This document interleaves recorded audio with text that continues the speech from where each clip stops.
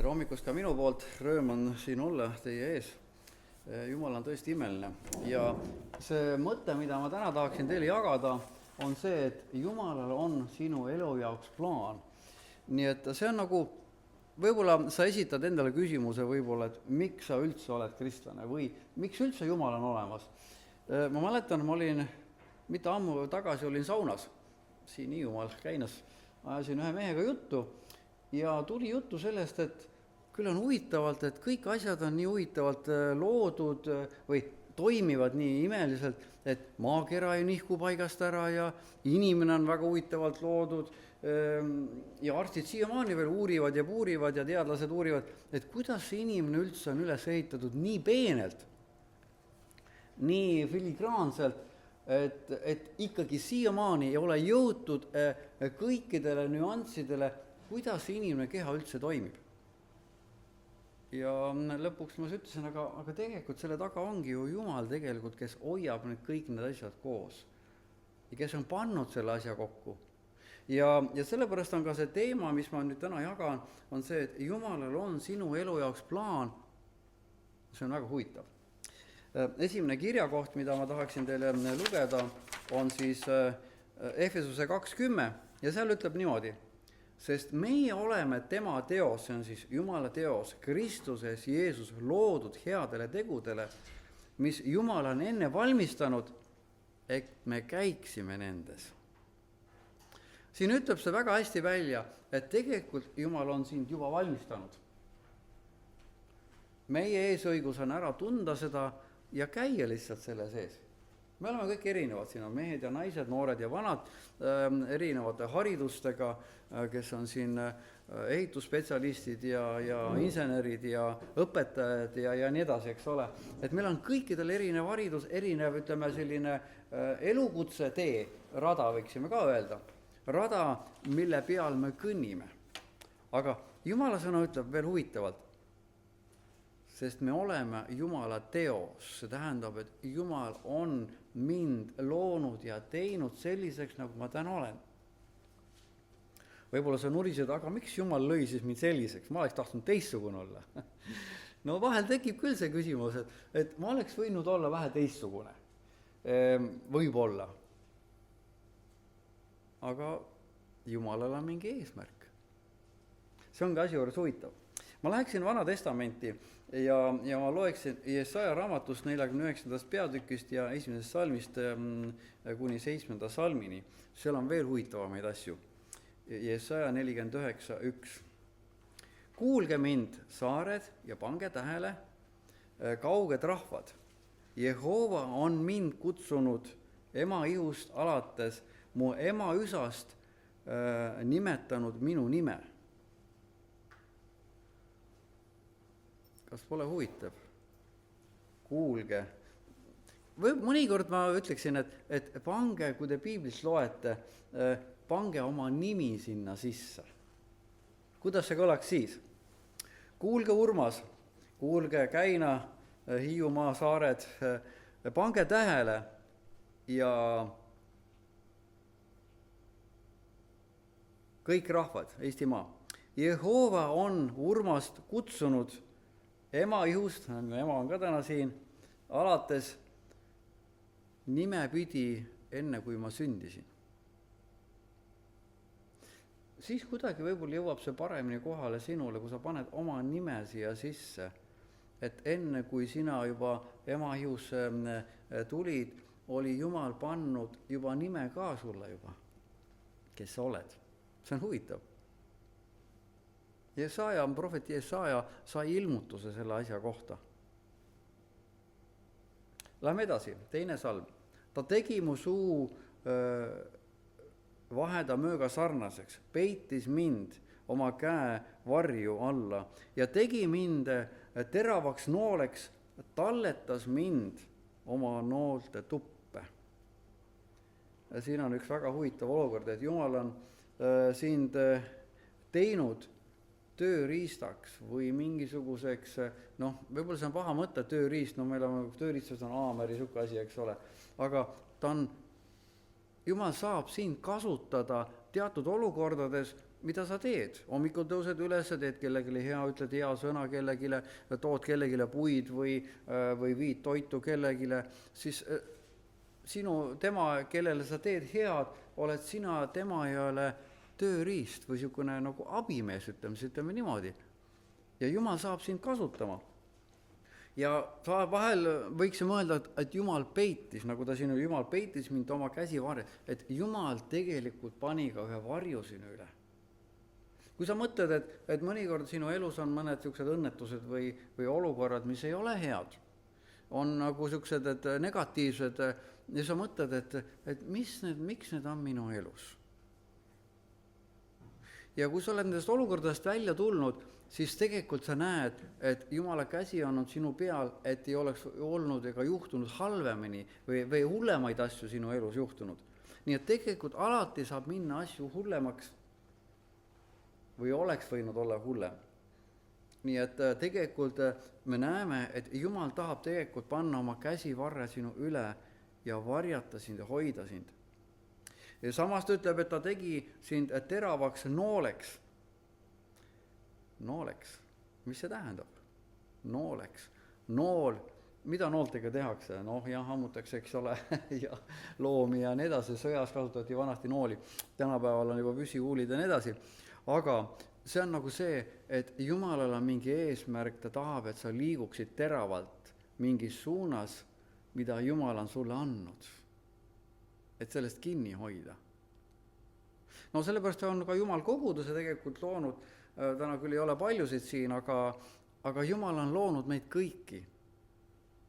Ja ta on andnud meile ühe eesmärgi. Ja see eesmärk ongi see nool, et sa liiguksid selles suunas, et me laseksime märki, mida Jumal soovib, kuhu me jõuaksime. See on hämmastav tegelikult. Meil on erinevad inimesed ja meil on erineva ka kutsumine. Samast on ta talletanud mind oma noole tuppe.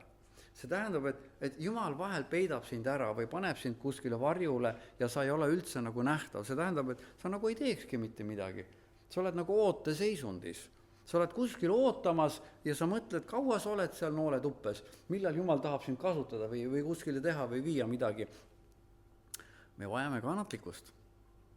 Ka see on üks oluline aeg, kus Jumal tegelikult valmistab meid ette või valmistab teatud olukordasid ette või mingisuguseid inimesi ette või olukordasid ette, et sa saaksid neid asju teha, milleks Jumal on sind valmistunud, nooleks näiteks, tööriistaks, abimeheks. Ta valmistab sind ette ja samas valmistab ka olukordasid ette. Nii et Jumala kontrolli all on kõik need asjad. Nii et see on nagu hämmastav. Nii et Jumal on siin tegelikult, kui me läheme edasi, siit võtame 4. salmi. Ja 4. salm ütleb siin niimoodi. Aga mina mõtlesin, ma olen asjata vaeva näinud, kulutanud oma jõudu kasuta ja tühja. Ometi on mu õigus Jehova käes ja mu töötasu on mu Jumala juures. Kui sa mõtled oma elu üle tagasi, siis kas pole ka vahel nii, sa mõtled, sa teatud asju nagu tühja teinud, lihtsalt sa oled teinud ja sa ei ole nagu näinud füüsiliselt lahendusi. Mina olen ehitaja, kui ma ehituses midagi teen, siis ma näen, kui midagi juhtub. Eks ole, laod müüri või parandad mingit asju, sa saad valmis midagi. See asi saab tehtud ja on nagu tulemus. Vaata inimeste aitamisega või kui Jumal kasutab mind inimeste aitamisel, siis alati ma ei näe tulemusi kohe. Sest seal on üks protsess, kus Jumal teeb selle inimesega tööd, Jumal teeb minuga tööd, Jumal annab mingid teatud suuniseid või juhtnööre või lahendusi ja inimene hakkab mingis suunas liikuma ja korraga ta jõuab sellele lahendusele, mida Jumal siis tegelikult on talle ette valmistanud või siis juba ette näinud, et see tuleb ja ta liigub selles suunas on jõudnud pärale. Nii nagu ütleme, et sa lähed poodi. Okei, ma ütlen sulle, näed, sa pood on siit, sa pead minema siit, keerama vasakule ja siis paremale, siis mineme edasi, enne ringteed keera jälle paremale. Ma annan juhtnöörid. Sageli Jumal annab meile juhtnööre, et jõuda sinna punkti, kuhu me peaksime jõudma. see nõuab nüüd natukese sõnakuulelikkust või siis ütleme niisugust nagu mõnikord on ka töö juures võib-olla niimoodi, ehitusel eriti võib-olla, et ei taheta võtta kuulda, kuidas paremini ehitada. Ma olen seda väga palju tähele pannud Hiiumaal kohati. Et me oleme kogu aeg nii teinud. Ja tegelikult tulemus ei ole hea, aga võiks olla parem. Kui me loeme piiblit, siis tegelikult piiblis on väga palju lahendusi. Küsimus on ainult selles, kas me usaldame Jumalat nii palju, et võtta see oma ellu kaasa ja nautida elu täiega, mida Jumal tegelikult sulle on valmistanud. See on suur vahe. See on täpselt samamoodi, kui mina annan sulle juhtnöörid, kuidas sa pead sinna koovipoodi minema, aga tegelikult sa oled Urmas ajab täitsa jama juttu. Paremal peab minema, seal on koovipood kuskil. Ja sa eksid ära lõpuks. Ja kes siis süüdi on? Urmas andis valed juhised. Ei andnud valesid juhised, aga sa lihtsalt oled nii kangekaelne ja nii tark oma arust, et sa ei jõuagi sinnani välja, sellepärast, et sa olid oma arust tark. Vahel me oleme oma arust väga targad, mina ka mõnikord ja panen puusse, et ma olen ka vahel liiga kangekaelne. Nii et see on nagu üks meeleparanduse koht, kus me peaksime meelt parandama. Nii et me näeme, et prohvet Jesaja sai ühe suure ilmutuse, et need asjad, mida me teeme, ei lähe tühja. Iga väike asi, mida sa teed, on väga oluline Jumalale, inimestele, eriti kui sa teed neid asju koos Jumalaga. Me näeme, üks väga huvitav olukord on ka Pauluse elus, kui me vaatame Apostlikude 22 ja 14 ja 15, Kristoffer kohe paneb meile seinale selle, ja seal on selline tekst, kus siis ta ütleb nii. Temaga ütles, meie esiisade Jumal on sind enne valinud tundma tema tahtmist ja nägema seda õiget ja kuulma häält tema suust, sest sa pead olema tema tunnistaja kõigi inimeste ees neis asjus, mida sa oled näinud ja kuulnud. See on üks huvitav lugu Paulusega, kes oli tolle aja nagu tipp, ütleme, vaimulik või siis variser või ütleme siis selles koolkonnas, aga tegelikult ta ei mõistnud Jumalat. Te teate seda lugu, eks ole? Ta hävitas kristlasi, tappis, vale värk, maha, vangi, edasi, kuniks. Ta kohtus Jeesusega isiklikult. Ja nüüd Jumal ütleb talle, Jumal on tegelikult, oli teda valinud. Ja see oli huvitav, et ta pidi käima selle tohutu koolituse ja siis alles leidma Jumala, selle Jeesuse Kristuse oma ellu ja korraga ta hakkas mõistma, mis on tõde ja mis on vale ja tegelikult tuleb välja, et Jumal oli teda juba enne valinud. Ja Jumal lihtsalt laskis tal läbi minna nendest protsessidest, et ta jõuaks sinna punkti, kus ta on valmis olema Jumala tahtes 100%. Nii et me näeme, et siin on protsess, Jumal kasutab ära kõiki neid asju, mida sina oled läbi elanud, mida mina olen läbi elanud minevikus. Jumal kasutab seda ära ka tulevikus. Et sa oled näinud ja kuulnud. Täna me kuuleme Jumala sõna, kui me loeme Jumala sõna, siis me ka kuuleme, sest Jumala püha vaim kõnetab sinu vaimu. Ja see on midagi muud kui sinu mõistus, eks ole. Üks asi on, mida sa tunnetad oma südames ja teine asi on, mida sa mõistusega nüüd nagu kalkuleerid seda asja. Need on kaks erinevat asja. Nii et Jumal kõnetab meid alati siia, et sa tunnetad korraga, sa mõistad, ma igatsen ja ma kogen Jumala lähedus, ma kogen, et keegi nagu kõnetab mind. Ja see on nagu see, mida Jumal teeb. Nii, kui me lähme nüüd tagasi selle Jesaja teksti juurde, siis seal on öeldud niimoodi.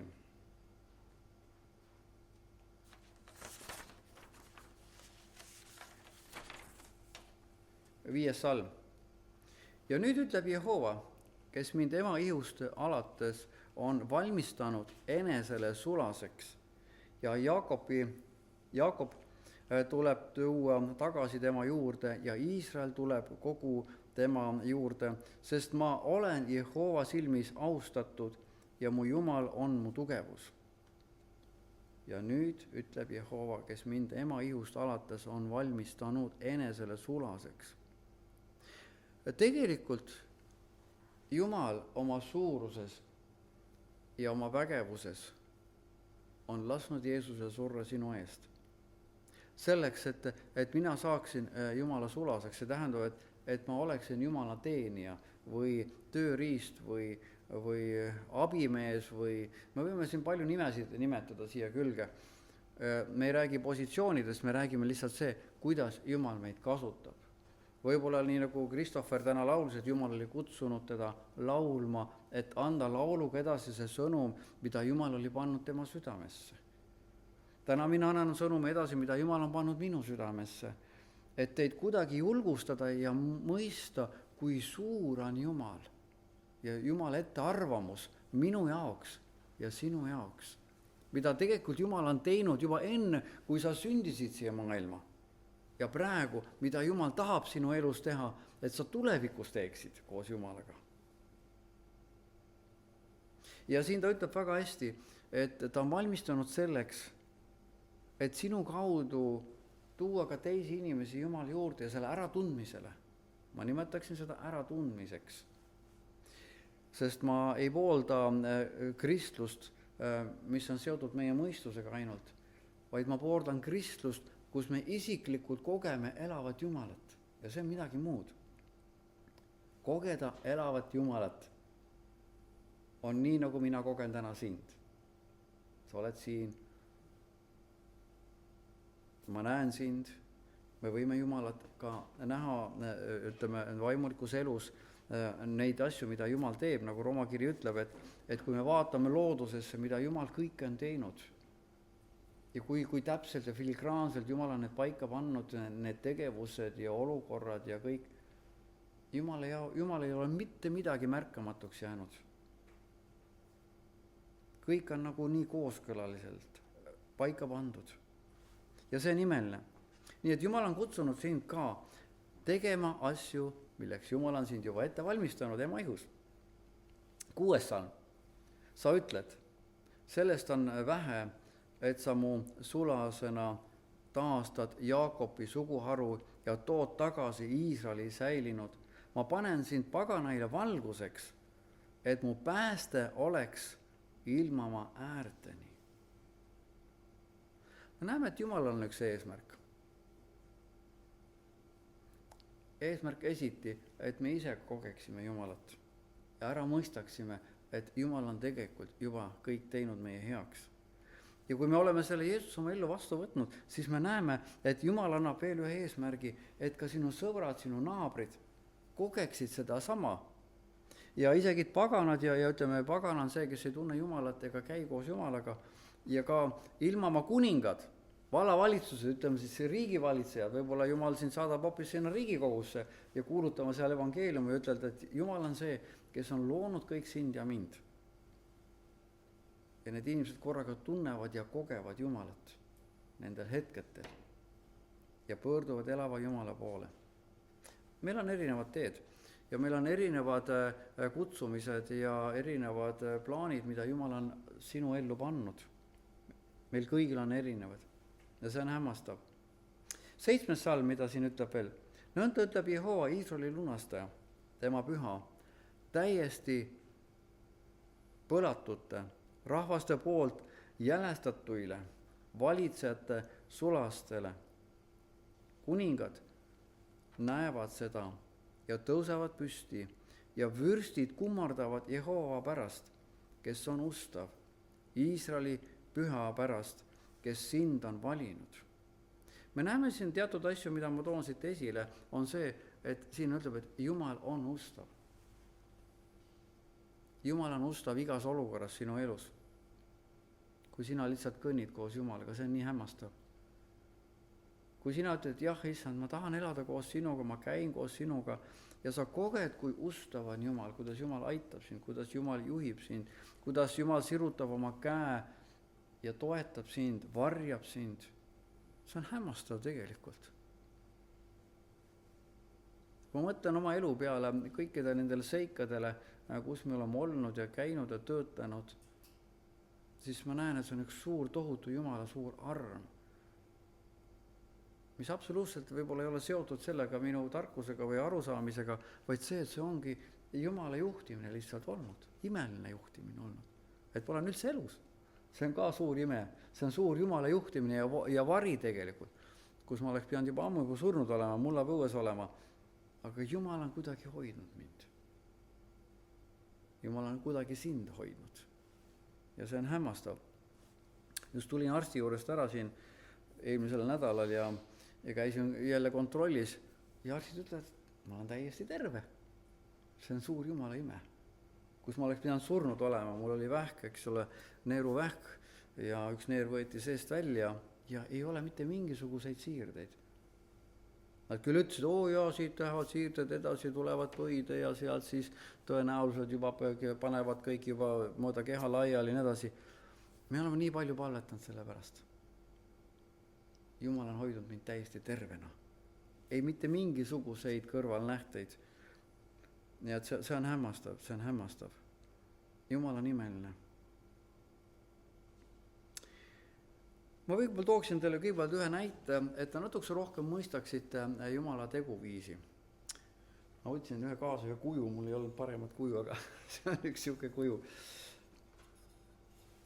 See on üks kuju, mis sümboliseerib, ütleme, inimest. Kas siuksed kujud kasvavad puu otsas kuskil? Ei kasva. Kuidas seda kuju tehti? Võeti üks savitükk, plätsa, meil on ka siin hästi palju savi siin käin ümber, kui sa kaevad, eks ole. Ja sa võtad selle savitüki, sul tekib üks idee, enne kui sa selle savitüki võtad, mida sa tahad sellest teha, eks ole. Ja siis hakkad seda kujundama, vormima, tegema, siit on, ma ei tea, veel alt on tühi kuidagi, mõtled välja, kuidas siit tühjaks saab. Ja kui siis sa näed hullusti vaeva, muudkui voolid ja erinevate tehnikatega, siis see kuju saab valmis, siis hakkad teda värvima, et see annaks nagu kontrasti ja teravust ja ilu ja samamoodi Jumal tegi ka sinuga seda asja. Kui sa sündisid siia maailma, kui sa sündisid juba ema ihusse, kus Jumal hakkas sind vormima vaikselt kogu aeg, vaikselt. Sa sündisid siia maailma, olid beebidid, Jumal kogu aeg vormis sind, kogu aeg tegutses sinu kallal, et sind kujundada selliseks, nagu sa täna oled. See pole imeline tegelikult. Ja Jumala jaoks sina oled perfektne. Jumala jaoks oled täiuslik. Vahel me ise alavääristame ennast, ma olen nii kole ja ma olen nii rumal ja ma ei ole nii hea ja ma olen nii palju jamasid kokku keeranud ja vahel me keerame jamasid kokku, aga Jumala jaoks oled perfektne, et kõndida koos Jumalaga, oma loojaga, kes sind tegelikult on loonud. See on hämmastav. Sa oled nii väärtuslik Jumalale. Sama väärtuslik nagu see kuju, kes on selle kuju teinud, on temale see nii väärtuslik. Mõistate? Ja kuidas saab öelda siis, et oletavad, mina tegin selle, et kuidas see kuju saab öelda, et kuule, ei, sina pole mind teinud, et mis loll juttu, et ma lihtsalt tekkisin kuidagi tolmu kübemest või üks suur pauk käis ja siis korraga ma sain täiusliku kuju ja pildi ja sisu ja kõik muu asi. Võimalik, et olete näinud ühtegi pauku, kus on midagi täiuslik asju juhtub. Mina näen, et pauguga tekivad alati mingid segadused ja korratus ja kaos täielikult. See pauguteooria, ma ei tea, seda ikka räägitakse veel koolis, sest ma ei tea. Mingid teooriad on huvitav selle asja kohta. Aga see selleks. Nii et sina oled Jumala meistri teos. Ta lõi sind Jeesuse Kristuse kaudu uueks, et me teeksime head, mida ta plaanis teha sinu kaudu. Iga teos sünnib kunstniku ettekujutuse järgi. On ju nii? See kunstnik kes selle kuju tegi, tal oli mingi ettekujutus oma mõttemaailmas, mida ta hakkas kujundama. Samamoodi Jumal tegi seda sinuga. Kui ta pani sind ema isasse, ta juba hakkas kujundama, tal oli see plaan, see nägu, see pilt, see juuksevärv, see silmavärv, ta kõik pani selle sisse juba. Hämmastav.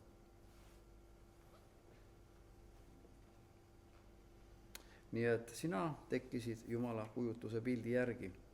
Jumal lõi sind kaua enne, kui su vanemad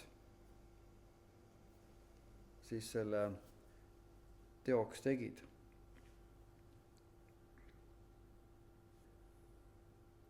Ükskõik, mida teised sinust arvavad või mida endast arvad, oled Jumala silmis täiuslik meistriteos. Ära unusta seda kunagi.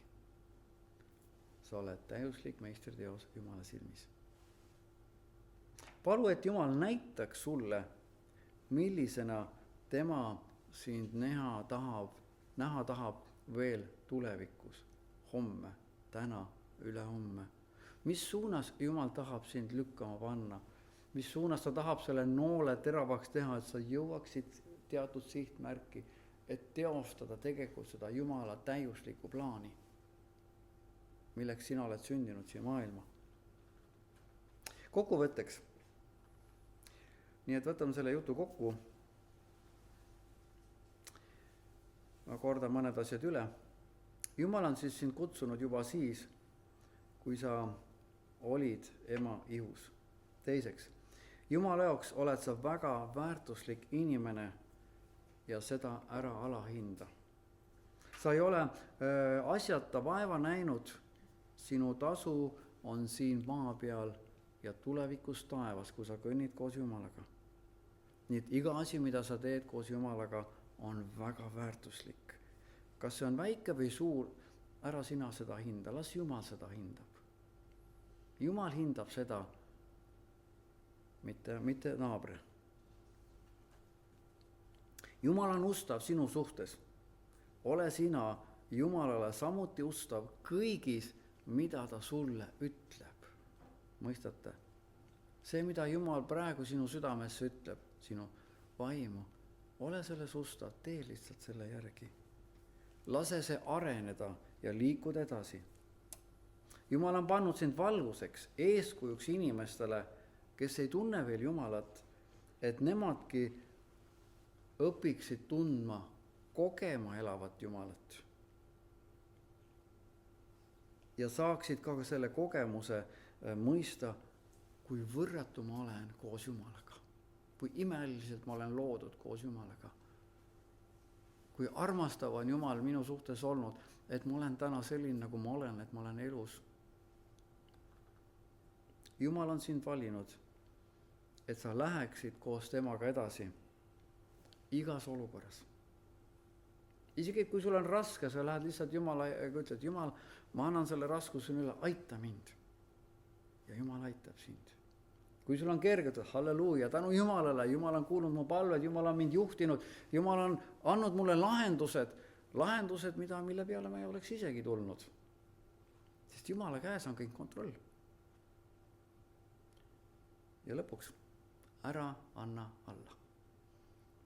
Sest Jumala armastus on nii suur. Suurem, kui me oskame seda mõista. Sinu vastu, minu vastu. Et kõndida temaga koos igal päeval, igas olukorras, sõltumata sellest, mis meie ümber toimub. Olgu sõda või rahu või tagakius või läbikukkumised või valesti tegemised, isegi et kui sa oled midagi valesti teinud, sul on ikkagi eesõigus minna Jumala juurde, et Jumal, ma panin täna puusse, ma tegin valesid asju, ütlesin valesti, anna mulle andaks, aga ma tahan sinuga koos edasi minna. See on kõige olulisem. Oleme hetkepalves. Jumal, ma tänan sind selle sõna eest. Ma tänan, mida sa oled pannud Piibli raamatusse, et me oleme nii väärtuslikud sinule. Jumal, tänu sulle. Tänu sulle, et me võime kõndida koos sinuga ja tunda sind, kogeda sind mitte mõistusega, vaid südamega ja sellega, mida sa teed meie eludes. Et sa kuuled meie palved, sa juhid meid, paned meid varjule, tõmbad ülesse, tood lahendused. Jumal, me täname sind, et sa oled nii imeline meie jaoks. Sa oled universumi looja, oled loonud meid. Juba sünnist saati oled sa meie sisse pannud oma nime, oma teod, oma plaani, oma tahte, oma igatsuse. Jumal, me tahame täna sinule alistuda, ütelda, Jeesus, teosta oma plaani meies edasi, kujunda meis oma plaan, oma tahe, oma armastuse läbi. Jeesus, tänu sulle. Jeesus, ma nii tänan sind selle eest, et sa läksid ristipuu peale surema meie pattude eest, meie haiguste eest, meie puudujääkide eest. Anna meile andeks meie mõistmatus, meie kangekaelsus. Me tahame elada koos sinuga. Iga päev, iga hetk, iga samm, iga tegu. Tänu sulle, Jeesus. Me alistame ennast sinule ja me täname, et sa juhid meid igal päeval, igal ajahetkel. Et need inimesed, kes on meie kõrval, kogeksid sind samamoodi, nagu meie kogeme sind. Nii reaalselt. Tänu sulle, Jeesus.